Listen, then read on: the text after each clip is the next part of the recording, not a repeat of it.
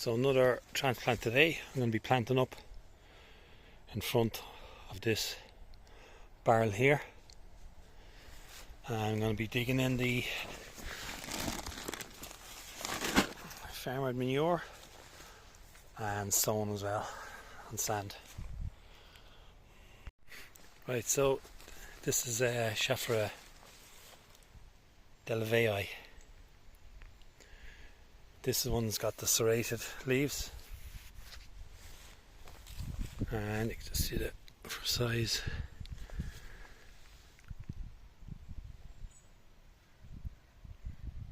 One, two, three, 7.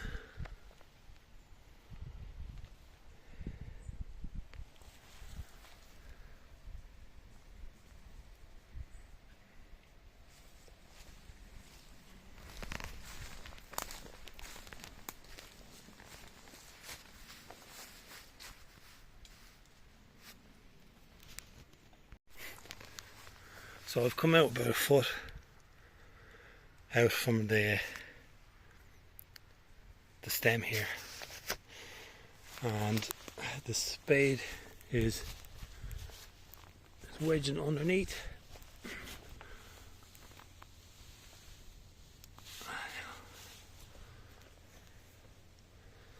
I'm going to use the wheelbarrow to get it out.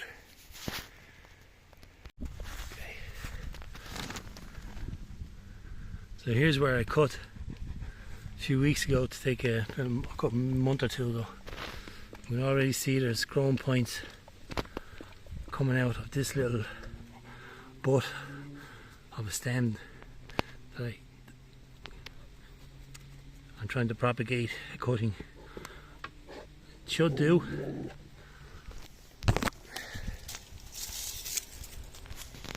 So I'm after giving it 3/4 of the bag blended up underneath.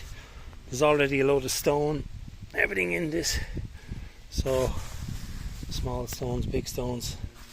I didn't have to add anything to it. It's full of stone.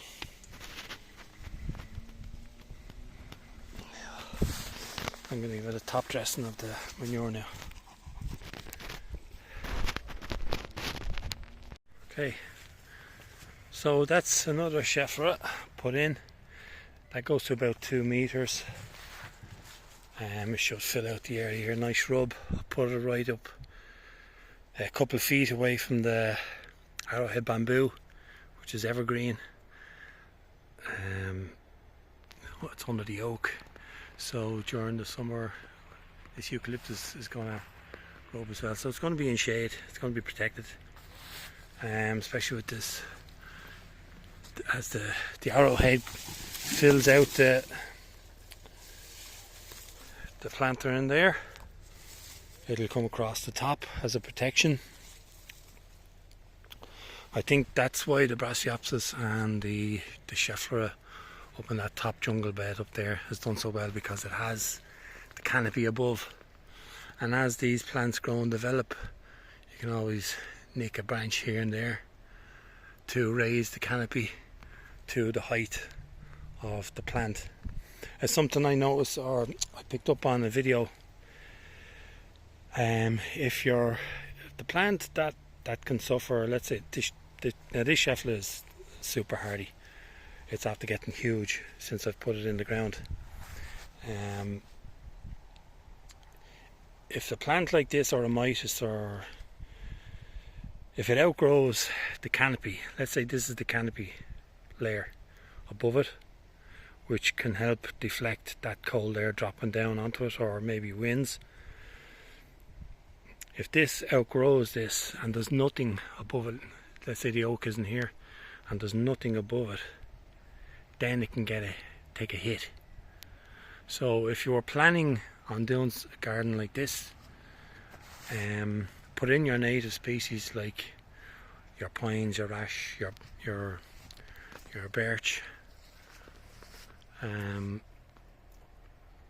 know, trees that will create a canopy above your jungle plants, the speciality plants. Put in the big trees. I'm lucky enough that there was some big trees along the hedge line, and then I just started adding trees in: Sitka spruce, silver birch. I think there's only one Sitka spruce left, and because all of the other trees now have developed and grown up, the trees that I don't want, I can just take them out. So I've no doubt in my mind that this Schefflera is going to get through the winter. No problem at all. They are very, very hardy.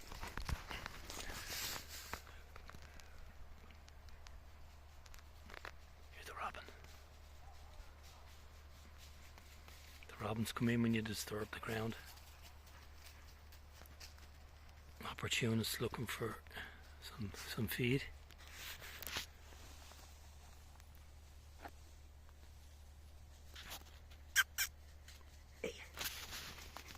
Here's just the view from the other side now, as you come down the path. Fantastic looking leaves. These are super hardy. Now, the first winter, you can just put a plastic cover over the crown in here, which I did. Keep that to help deflect anything, all the winter rain or any snow and ice, but wouldn't worry about the leaves at all. Like the palm trees, you protect the crown.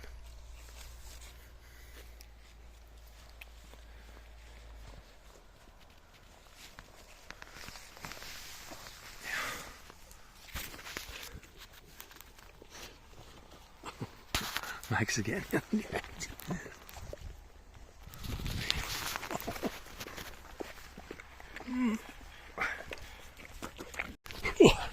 Oh boy. Yeah, goose.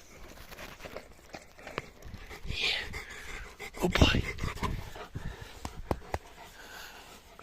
Yeah. Good boy. What's that? What's that? Right, so the last of the transplants will be this tree here. It's a magnolia macrophylla ashii, and it's the smaller of the two magnolias. Takes quite a few years before you get the flowers on it, but they are supposed to be absolutely fantastic. It's done really well since I put it in. Puts on like a foot either side. So that'll be coming out. I have this main area here now cleared and stuff put to the sides and at the back. And I will be putting fruit trees in here.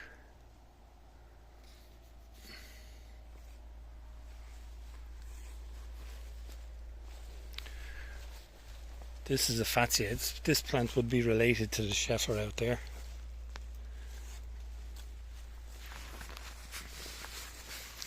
You can tell by the growth here, they look very, very similar. They're in the same family, so to speak. And this was transplanted a month or two ago from just up here,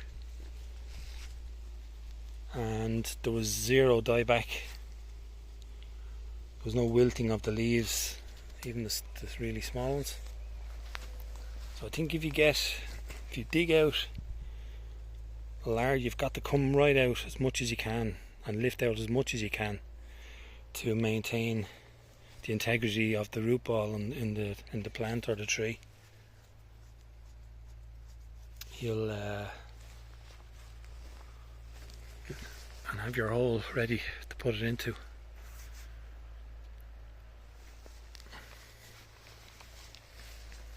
The transplant will be no problem.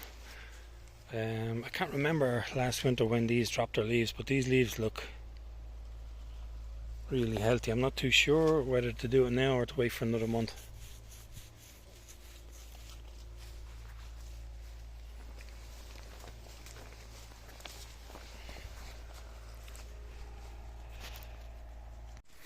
I might as well add this bit in here. The Musabasio.